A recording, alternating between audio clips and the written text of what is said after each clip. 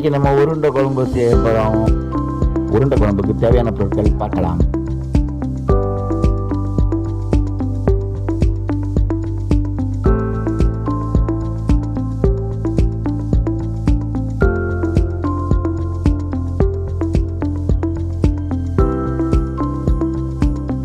ரெண்டு மணி நேரம் ஊற வச்ச பருப்பை மிக்சியில் அரைக்க வேண்டும். வெங்காயம், வெள்ளைப்பூடு, பெருங்காயம், கருவேப்பிலை, கொத்தமல்லி, பெருஞ்சீரகம் இவை அனைத்தையும் அரைத்து உருண்டையாக பிடிக்க வேண்டும்.